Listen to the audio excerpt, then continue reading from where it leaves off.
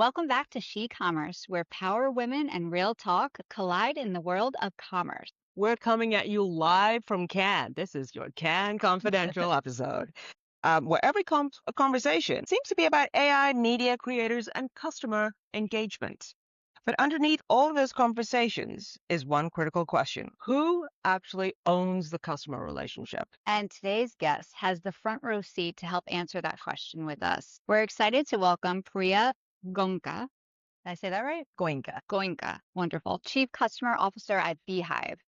Beehive has become one of the fastest growing platforms in media and creator technology, helping brands, publishers, creators, and media companies build direct relationships with their audiences through newsletters, community, retention, and monetization. Today, we're talking about owned audiences, customer loyalty, creator businesses, AI, and why brands may be more vulnerable to platform dependency than they realize. Welcome to She Commerce, Priya. Thank you. Excited to be here. That's a lot of topics to cover today. I mean, you have time, right? There's nothing else but going that. on here. Well, Priya, you've spent your career helping brands and media companies deepen customer relationships. You were first at Sail Through and then Campaign, Monitor, and now you're helping scale Beehive during one of the most probably exciting growth periods that the company has seen, and especially in media tech just broadly. You've helped with everyone from creators and journalists to major brands, as well as publishers, helping them rethink audience growth, engagement, retention, and monetization. As AI continues to reshape how consumers discover content and engage with products, what is your perspective on what it means to truly own an audience? Yeah, that's like one of the most pressing topics that we think about right now. I think companies that are relying upon social media or algorithms or channels that they don't truly own to connect with their audience are putting themselves at a lot of risk. I think like the only way that you're able to truly connect with your audience is if you're controlling the entire funnel and you have direct access to your audience. Obviously, I'm biased, but I think email and newsletters is one of the best ways to connect with your audience directly Okay. for a few different reasons. One is you own all the information about your audience. You have their email address. The thing is like arguably the most important piece of contact information for your audience. You're not relying upon like a social media handle. You have their email address to connect to. You control the delivery of your content. So you press send on an email, it hits their inboxes. You know exactly what time it's going to hit their inboxes. You control that full funnel. If you're using social media, you're basing your content being seen based upon an algorithm. You don't have full control over that mechanism. So, being able to have that direct connection is really important, and you have to pick a channel that allows you to do so. I think it's also incredible and scary how many new companies are popping up on a daily basis. I feel like whenever I'm on LinkedIn or looking online, there's like all these new companies that are popping up. And so it's getting even harder to cut through all that noise and make your brand really stand out. And the best way to do that is to build like a really true, strong connection with your audience. And you want to do that without any barriers in between what you are offering and who your audience is. Okay. So, what's changed in the last few years that has made owned audiences so important? One is social media is very fickle. I mean, always has been. I don't think it's necessarily a new thing, but social media is fickle. We've seen it time and time again with Facebook and other companies that are changing their algorithms. And again, like if you're relying upon those algorithms to reach your audience, you're leaving yourself open to a lot of risk. Twitter has changed hands a number of times. Yeah. TikTok has been shut down, but not shut down. Facebook is still kind of out there, but not really out there. So, social media ebbs and flows and changes. Email is probably not as sexy as social media, but it's this like kind of ever constant platform that has always been there and probably will always be there. And so if you're using a tried and true and trusted platform like that, you're able to cut through that noise and reach your audience. And then, of course, AI. You can't talk about anything without talking about AI these days. But AI generated summaries and AI tools have like largely decimated web traffic for, you know, every media site out there. And so if you're relying upon people finding you by landing on your website, if you're using that sort of way as a way to make money, you're probably also suffering and feeling a lot of pain right now. And I feel like that sort of like, again, like owned funnel, owned audience relationship is one that is kind of it's not exposed to like the same sort of like scares from AI. Let's talk about newsletters because they're definitely seeing a resurgence right now and are becoming increasingly a core brand strategy and vehicle. Can you tell us why that's the case? What's For the all allure? Yeah, definitely. I feel like I just said before, like email is not sexy, but I think email might be sexy right now. I feel like everyone has a newsletter or wants to have a newsletter. I've been seeing this like really big movement, and I'm sure you are too, about this idea of like brand storytelling becoming like really in vogue. And kind of Yeah. ties in with my earlier points of like if you are a big brand and you want to stand out from all this noise, you want to build a connection with your audience. And it's not just about who has the best product or the best pricing anymore. It's all about who is able to build that sort of like special relationship with Yeah. their audience, who has that brand equity, who kind of stands out from the other brands. And you're not doing that again based upon like who has the most buttons or features. You're doing that by telling a story. And if you are telling a story, you want to own every aspect of the content creation, but also the delivery and distribution of that. And so if you're hiring people to create this incredible content for you and you're investing in it, the next step is like, okay, now we have this content. How do we actually share it with the right people at the right time? And you want to do it in a way where you again have full control over that distribution. I think podcast is a great way to do it. I think email newsletters is also a great way to do it because again, you're controlling every sort of like step along the way. You create the newsletter, you know exactly what it looks like. You know every single person who's on your list, their email addresses. You Yeah. have data points about them. You know who's a male, who's a female, where they live, where they work, their job title. You have so much information on them. Then you're emailing them. You know exactly what time your email goes out, when it hits their inboxes. You know, on top of that, who's engaging with your content, who's opening up your emails, who's clicking on your email.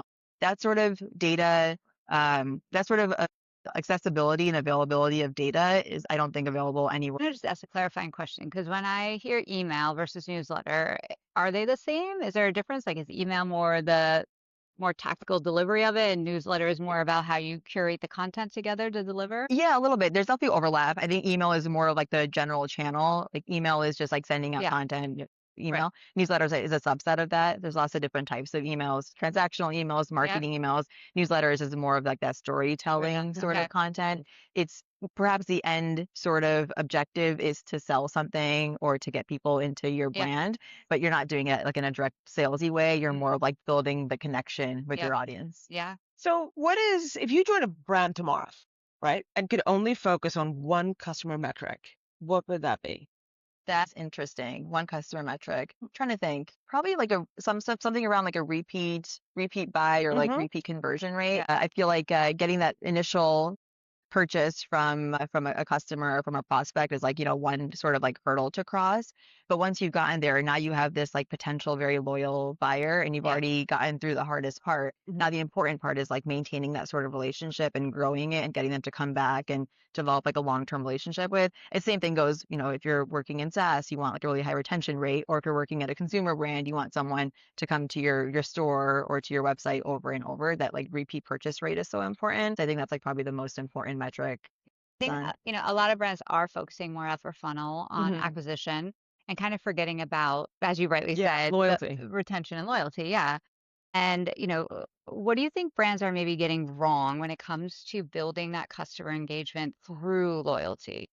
It's a good question. I think a lot of it ties into how there's like so much noise and so Mm-hmm. much data and like there's just so much happening when it comes to like the buyer journey for any single individual.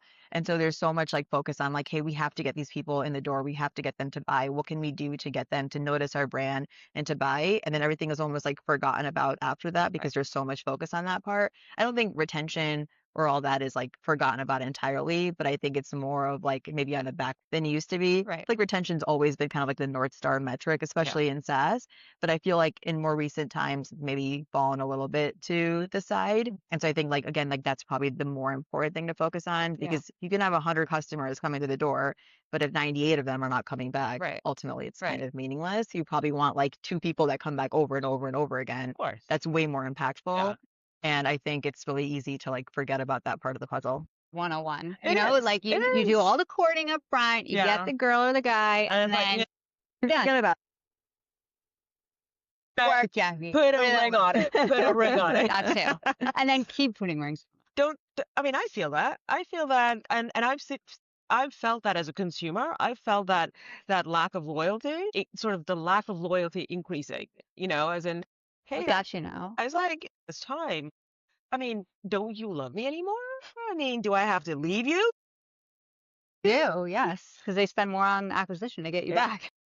Yeah, it's so interesting. And so much more expensive. So much more So much more expensive. expensive. Yeah, exactly. I get so many emails from brands in my inbox. I'm sure you do too. Of like, we haven't seen you in a while, or we haven't heard from you in a while. These like Yeah. re-engagement Yeah. things. But I rarely ever see that The like, middle. hey, yeah, like If you it's bought from us once, like this much time has passed. Like, do you want to come back, right. or Or you something that? just bought for us. How you feeling? Yeah, How's it yeah. working I out? see a few What of else can we those, do for you? Yeah. but And I will say this, that there are one or two brands who are brilliant at engaging through emails. And they are and they say things like, we've not heard from you in a while. We know it's this person's birthday that you bought flowers for Yep. before. And it's, oh my God, Elf I love it. Cosmetics is doing a good job there. And And that's it. Elf is great. it's Sephora great. is also great They have too. a It's like, hey, newsletter. you bought this eyeliner like 45 days ago. It Yeah. knows that like your turnaround time You for a might like this future. and that. Yeah. I've Exactly. also got one. It was a very small company, so Hmm. kudos to them. Same here. And it was a kids clothing company. I have 3 girls, and I'm a night owl, so I do a lot of shopping at night. Uh-huh. And then it's like surprise because I don't even remember when it shows up. But they sent me this, and then they followed up with an email that said, and it was an email they sent at night, like after 10 p.m. And they said, we noticed last time you were shopping at night. For all you late night mamas, Oh, wow. here's a coupon code for you to use between the hours of 10 and 6 a.m. Wow. No, that And it is was really like cool. that was even the coupon code. I forget what it was, but it spoke directly. I was like, oh, they get me. They know me. That is Yeah. incredible. Yeah. I mean, this was a Bloom and Wild. It's a flower company, and they're like, we know it's Father's Day, and you're happy with Father's Day because they also send if you don't like Father's Day, you don't Can have opt to. out. And they're like, and we were thinking, he doesn't like cheese, but how about the wine? How about beer? Mm. Because they remembered the other time. I mean, I didn't buy it for him, but because I was busy. But Gotta um, put in the work, Jack. I know. But I love that they knew Mm. me. Right. That's how you Generic. create Yeah. engagement and retention. Let's go into what's going on in Canada at the moment, or the I should say the overarching theme, which is every conversation is an AI conversation, right? So how do you think that AI will change customer relationships over the next? It's a good question. Honestly, I have no idea. I don't know if anyone does really, but I think it makes like the human connection even more important because I think it's so much easier to be able to connect with your audience in like a semi-generic way using AI. Yeah. Like, the emails that you guys mentioned, those are great, right? But it doesn't take a human person behind all that to send out those sorts of Right. emails. So I think gets you like halfway there. Mhm. But then you don't need a human being to kind of like do the rest of the work there. That human connection is like even more important because AI, every company is going to be using AI or already is, Yeah. but a lot of companies might replace their workforce with AI or might pull back from the human element because they're using AI even more. So I think it's like, what can we optimize with AI to Yeah. make us more efficient, more powerful, do a lot more with whatever we can with our current workforce, but then still maintain the human element to keep us to be like at the forefront of whatever we're doing. It's Yeah. kind of how we think about it at Beehive as well. We're not looking for AI to replace people or to replace teams. We're using AI to make our existing teams even more powerful to be able to do more. Supercharge. So I think the AI boom is maybe having companies go down like two different paths of like one is like how can we eliminate half of our workforce and Yeah. replace with AI, which is not a bad approach. It might work for some industries and some companies. The other half, which is kind of what we're doing, is how can we use AI to like augment our existing workforce, but not take away that human element. I Lean that. completely agree with that. I think this whole sort of blanket approach of, okay, that's it. AI will be the Messiah is not right. Sure.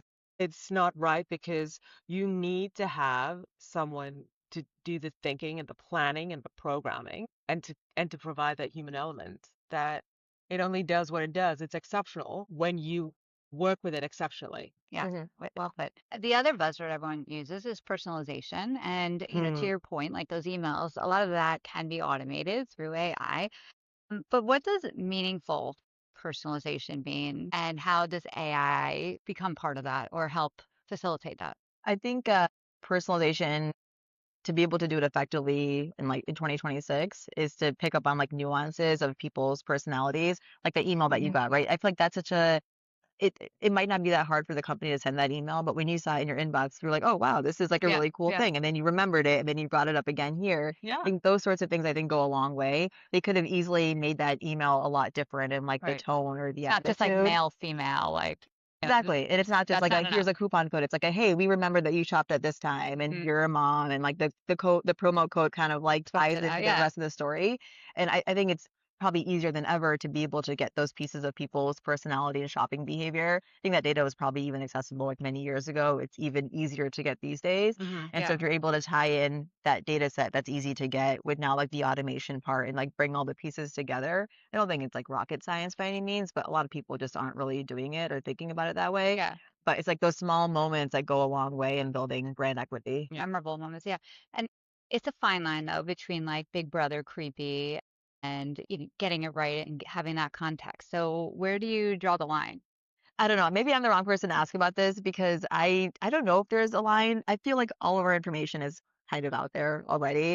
It And is. it's available out there. So it's all about like how are people going to use it in like the right way. Like I get so many cold emails that have Yeah. nothing to do with me or my business. It's Mhm. actually surprising. I'm like, I have a LinkedIn profile. I have so much information out there. I've done podcasts. My Right. company is out there everywhere on socials. Why can't you just get some information about me and send like a more catered sort of message? There's obviously extremes and people go way too far, Yes. but within reason, I do feel like the more you can use about someone's journey or their background to cater a message, I think it goes a long way. And very Ethic few people are doing it. so it's ethical and governance really. Right. Right? Because that's it. And as you say, it's it is so true. All our information's online. All of it. And I love how you reframe that too. I mean, all my information's online. What really hacks me off is not that my information's online. It's like my information's online. Yeah. Yeah, exactly. What makes me so mad is I use Uber Eats all the time to order food. Yeah. And Uber has so much information on me, right? I Yes. use Uber wherever I go, wherever I travel. I use Uber Eats wherever I go, Yeah. wherever I travel. They have all of my history online. They know so much about me. And whenever I open up any restaurant, Uber Eats, the picked for you, I'm vegetarian. Every item is always a meat item. I was like, Whoa. in my Oh, whatever come Uber eight Eats. year, I know my You heard eight it here on, years first. Uber. Come of on. using Uber Eats, never once have I ordered an item with meat on it. You Yeah. should know that about me. It's like Yeah, it's definitely. such a Yeah, that's basic. the Yeah. So that especially like food preferences. Like that's exactly. the basis of their business. Yeah. And Come on. Uber is a Yeah. massive company. They have teams and teams dedicated to data. I can't imagine they're getting such a basic thing wrong, but Yeah. it's But they are. crazy how so many companies are still getting it wrong. Yeah. No, that's a good point. All right, we're gonna talk. Switch gears. Talk about the convergence of media commerce creators. It seems like everybody is now trying to do something else as well. Everyone has that second hustle, side hustle, if you will. Media companies are selling products. We have brands becoming publishers. We have creators that are becoming businesses all on their own. So, in your opinion, what's driving this massive convergence? I keep hearing this sentiment that every company is a media company, which I think is kind of true. It all comes back to Kind of, like you have yeah. to sell the story and you have to create content around it and you have to get people to understand why you're selling something. Yeah. It's more than just the product. It's like the story and like the why behind it. I think that's like a big thing of like you need to be able to connect with your audience and tell a story. So like that's where the media part sort of fits Right. in. I think the also like the AI element and like the shifting landscape has just made a lot of companies that were focusing solely on media become maybe not obsolete, but they're seeing like massive declines in revenue and website traffic. Mm. And they're looking to quickly sort of like optimize and think on their feet and adapt to like the changing times. And so they're experimenting a lot with like new channels or new products or just trying to like be a bit more agile. And so that's why I think a lot of these companies are shifting more into maybe e-com or launching podcasts or new, more experiential or experimental sort of products. I think it's a lot of fun and really exciting. I Yeah. think a lot of these things like won't work out and will fail, but I think it's like a really fun sort of like environment to be a part of. I think we've ever seen a time where companies have experimented the way they are right Right. now. So like especially legacy companies have always been like, this is what we do. We've It's our always done lane. it. We Yeah. always Yeah. will do Mhm. it. And in the last like probably 12 months or so, that's changed so much where Yeah. Hugely. even these like dinosaur type companies want to do new things and kind of, change things up a little bit, That's which cool. is pretty fun to see. Yeah. The irony is, the saying, if it ain't broke, don't fix it. And that's what a lot of legacy companies were working on, that Yeah. ethos. But the thing is, if you don't fix it, it gets broke completely. I thought you were going to say, and everything's broken, which is kind of how I feel. I feel like everything I wasn't broken before is Yeah, now kind of It's now broken. it exactly. broke. And disruption breaks things, Mhm. and that's the Does. whole point of it, right? Yeah. So what do you think? I mean, switching gears slightly, 5 years from now, what do you think the most successful creator business will look like? I think it comes back down to like the connection, but being able to build that sort of like true relationship. I think it comes down to data as well, like who has the most data at their fingertips and is able to like leverage it in like a strong, impactful sort of way. Like we've just been talking about, even the biggest companies in the world, sometimes they have so much data, but they're not using it in Right. the best way possible. And I feel like AI has kind of leveled the playing field where now, every model, some models are better than others and some Hmm. products are a bit better, but generally speaking, all these big AI platforms and companies all have access to the same sort of data Mm. and they're equally powerful. So it's like the next frontier is like, well, now who has access to more special sorts of data sets or who Yeah. can leverage it in like a smarter way or doing something unique that other people aren't doing? Because otherwise, it's like we're all kind of doing the same thing. You got to break from the noise Mhm. a little bit. So I think it's going to be a combination of like who has better data or more data Mhm. and then is like doing more of like a unique thing with it. Speaking of doing that unique thing with it, I know that's a place where Beehive comes in, right, and helps creators build sustainable businesses. And can you speak a little bit more to that and maybe, what is a misconception people have about monetization, creator monetization? Yeah, so Beehive is an email newsletter platform. We launched with the email component as our main channel about 4.5 years ago. Since then, we've added in the website capability, and now we also have podcasts as well. Okay. So we see ourselves as an all-in-one solution for content creators, bringing together email, web, and then across all of that, we're building this AI layer as well as a monetization layer. So we have a whole network of brand sponsors, and these brands advertise at scale across the newsletters that are on Beehive. So whether you have a tiny newsletter and you're just kind of starting out, or you're a massive media company on Beehive, have access to the same sort of brand sponsors on the platform. You're able to run those ads in your newsletter and be able to make money. I think a lot of people assume there's like a magic number or threshold Hmm. of I have to be this big to be able to make money.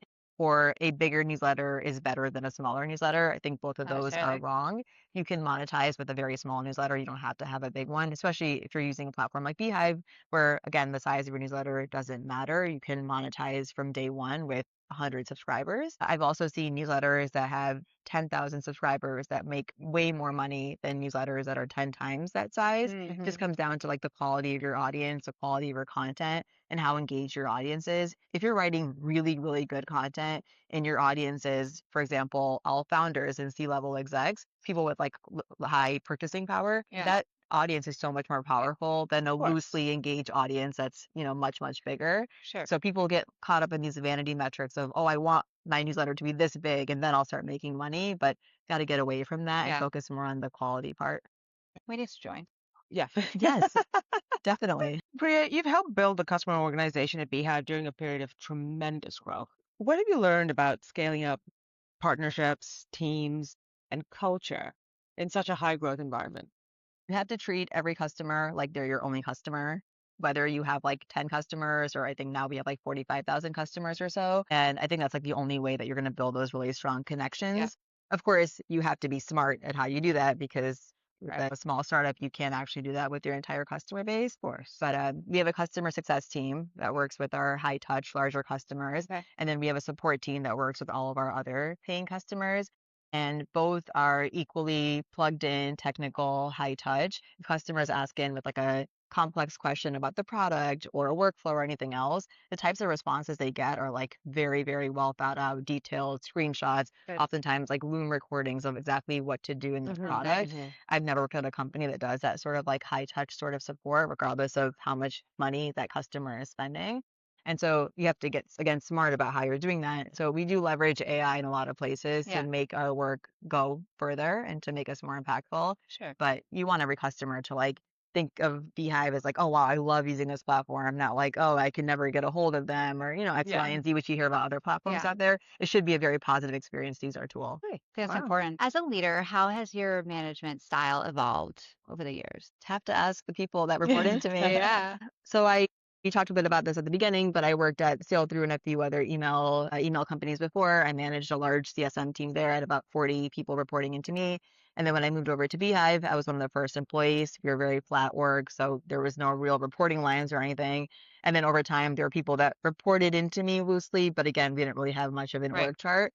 And then the last probably 12 months or so, we've sort of solidified that. So now the customer org reports into me, and it's probably 20-ish people, 25 or so, I'd say. I think I probably developed like the more like the chops of how to be a manager in some of my prior roles of like, having your one-on-ones and sort of like Yeah. the mechanics of how to manage a team. But I was probably a little bit more of like, this is what you're supposed to do as a manager.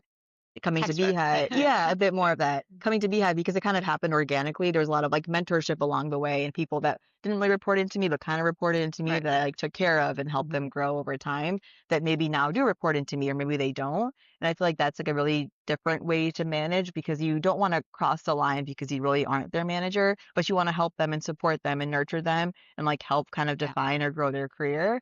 And I think that's been a lot of fun to do. There's definitely things I picked up along the way in prior roles and things that I've learned here. But I think thinking about it being a manager in terms of like, well, if I was having this conversation with someone that's above me, like what would I want them to do for me? Like people get too caught up in like, oh, well, they're my report and like this is what it means to be a manager. Yeah. It's like we're all just people here. We're all just Right. looking to learn and to grow and evolve. Like what is something that you wish you had told yourself a few years ago? Tell them that. You know, Right. they want to Yeah. hear that from you. Yeah. Having that more of like the Perspective empathetic is sort good. of Yeah. Yeah. connection. Yeah. All right. I love that. That Um, organic growth, yeah. of yeah, you start off textbook because you're like, oh my God, I need to do this Right. absolutely perfectly. And then you're like, no, actually, this is who I am and this is what I really love to do. Mm-hmm. Yeah. Make it more your own. Yeah, completely. But you've built your career, and obviously media and tech, both those industries have seen massive changes and disruptions over the last decade specifically. What advice would you give women who want to lead in high growth tech companies that are, Don't be afraid to ask for what you want. Don't be afraid to put your name in the hat for things that maybe you don't even want. Mm-hmm. Like you should always put yourself out there. And that's not just for like media tech, that's for anything. Anything. I see people oftentimes, I mean, we hear this time and time again, when there's like an open role for a promotion or for like a much higher sort of role, more men put their name Yeah. into the Yeah. hat for the running Yeah. because they feel like they're qualified and women kind of second guess themselves. I don't know if I'm ready. I don't know if I should do it. They'll like I only check overthink. 9 out of the 10 boxes? Yeah, exactly. It's like just Yeah. put your name in the hat, just try. You know, even if it doesn't work out, like you will learn something about yourself along the way, or people will notice that you put your name in the hat and that will go. So just like fight every fight. There's no reason to not fight it. I think that's like really important. Don't get caught in the like comparing yourself to your counterparts, male or female. I think it's like very easy to do. Such a good point. I feel like I still do that all the time, but I try not to. I'm like, oh, well, he does this and I don't do this. It's like he's not thinking about me at all, No. right? So why am I wasting my Yeah. brain space on other people? Just focus on yourself, put yourself out there, put your best foot forward, and you'll win a lot, you'll lose a lot, but I guarantee you'll win a lot. Yeah, 100%. Well, I love that. Do you see a shift though, generationally with women, i.e., the newer generation of women coming through? Do you feel that they follow that same vibe, that same sort of Waiting for permission, yeah, not feeling fully ready, like needing to feel that? Or do you feel like they're more empowered? I think in general, the younger generation is like a lot more just like brazen and like bold, and they're less afraid to do things Yeah. across the board.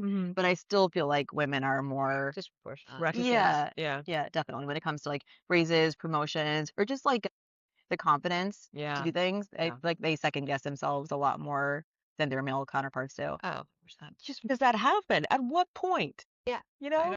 Oh, tell me, Bria, at what point did you realize for yourself that it was okay and you were absolutely right to be a voice in the room?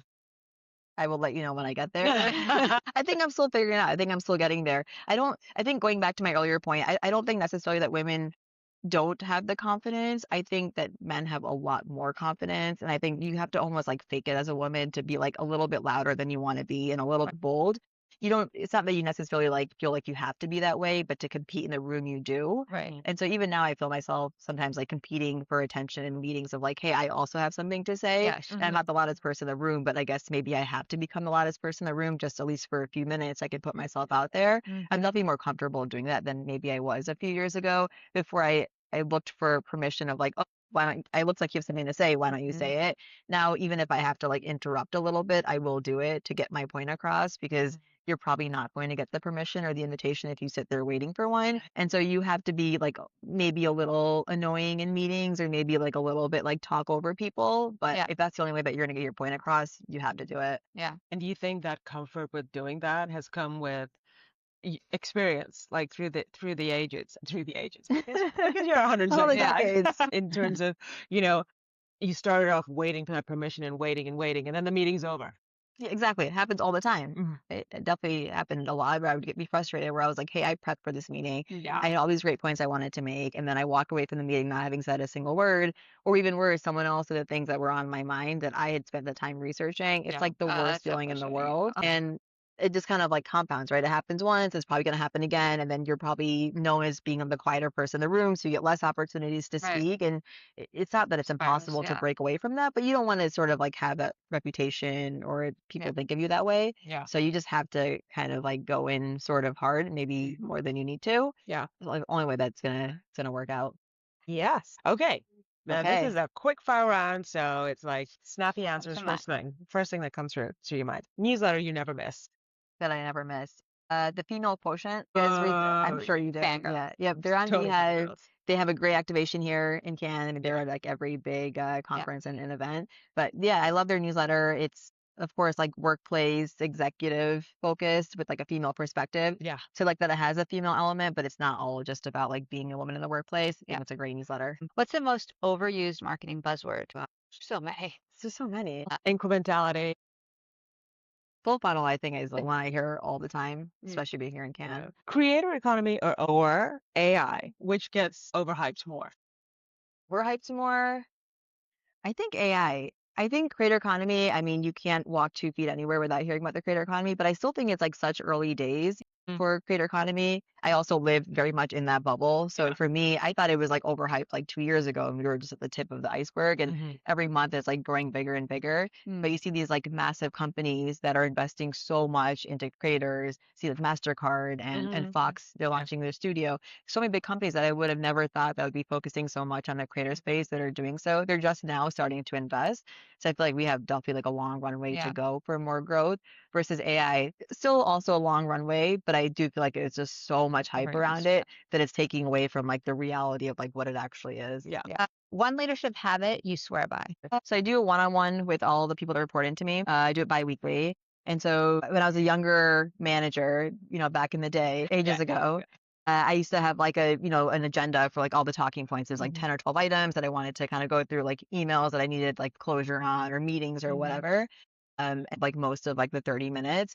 I now try to do all those like small quick questions over Slack as they kind of come up into my mind, and I Mhm. save the one-on-one for more like open conversation. Mhm. So I'll walk in with like maybe 2 or 3 items of like, hey, I have a few things that I want to talk about, but this is your time. It's not my time to ask Right. you a bunch of questions. So if you want to go down your inbox and talk about that, that's fine. If you want to talk about what's on your mind, or you want to talk about like your growth trajectory or a title or promo or anything else, whatever you want to talk about, this is your time, not mine. If you want to cut it short to 5 minutes, that's fine. If you want to go 10 minutes over, that's also fine.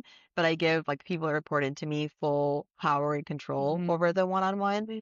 And not every meeting is going to be like a big, heart to heart sort of Yeah. thing. But even if you have one of those every month or so, that's such a Yeah. big sort of impactful conversation to Yeah. have. Really So builds culture. yeah, Yeah. it's Loyalty. been really great. Cocktail or beverage of choice here in Cannes. Oh gosh, on Monday I'll say rosé. Today, Friday, rosé is like the last thing on my Yeah. mind. If I could get a good iced cappuccino, I'd be so happy. But the French don't really believe in that. No. Ice, tropical matcha. I don't know where you think you are looking Yeah, for that I right mean, now. Yeah, that's happening here. It's not happening. All right, I'm gonna switch up the last question because it's not here. What is your go-to hype song? Extra better later. Trying to think. It has to be Beyonce. Something Beyonce. My girl. Yeah. Mhm. I like a lot of her like older music actually. Same. Yeah. Excellent. No, sorry. She sings every time. Every time. I'm so glad The you whole said album? I'm so Every- glad you said anything. album because if you said a song, she'd be like, oh, then we have to Formation? edit that. Oh. Yeah. Why? No. You teed it up for me. All right. Priya, thank you for being here with us today. I know there's a million other activations and commitments here in Cannes this week, so we appreciate you spending the time with us. We ask every guest a similar version of this question, but at SheCommerce, we're building a community of women leaders and advocates in the industry. And we believe that sharing that success means bringing others with you on that journey. So, just to end, two things. What's a piece of advice you'd leave for women who are building their careers in media, tech, commerce industry today? And will you take that pledge with us to pay it forward? Definitely. Around the advice, I'd say like think about where you want to be in like 2, 3, 4, 5 years, whatever feels like a good like future landmark for yourself. Figure out where you want to be there and then figure out exactly how you're going to get to from where you are to where you want to be. Time goes by so quickly. I see a lot of people I talk to that are like, yeah, I want to be promoted and I want to do this. I really want to be a manager. And it's like, okay, well, why do you want to be a manager? Or why do you want to they don't really know the answer to that question. It's like, don't just think about the next step. Think about like the next like 5 steps or 10 steps in your career. If you want to be a founder in 5 years, why do you care about being promoted right now? Right. Right? Or if you want to do X, Y, and Z, this doesn't actually matter so much for you. I think people like forget about the long-term game because Yeah. they're so focused on the next step in their career. I mean, it's impossible. You want to grow and you want to do better, but I think it's important to always think about it in the End game. context of Yeah. like, where do you actually want to be in a few years? Just thinking titles and levels, but but thinking about experiences you want to gain that are going Yeah. to help you as a fill in the blank. Yeah. Yeah. And think about any reason why someone would not hire you for a role that you want to be hired for, and then fix that. Fix it. Right. So if you're like, hey, I can imagine myself being in an interview and someone's going to ask me this question, I don't have a terrible answer for it. Or I don't have that skill set, or I don't have one. Yeah. Then go out there and spend the next 3 months or 6 months like learning all that and becoming a pro, and then find the next thing that you're the weakest at. And Right. keep doing that over and over again. And I guarantee you'll get to where you want to be. Yeah. Amazing advice. Thank Wow. you. Love that. Gracious. Well, Priya, thank you so much for being part of the She-Commerce Sisterhood. And Yeah. now all that's left to say from this episode's Can Confidential is bold brands, fierce women, one sisterhood.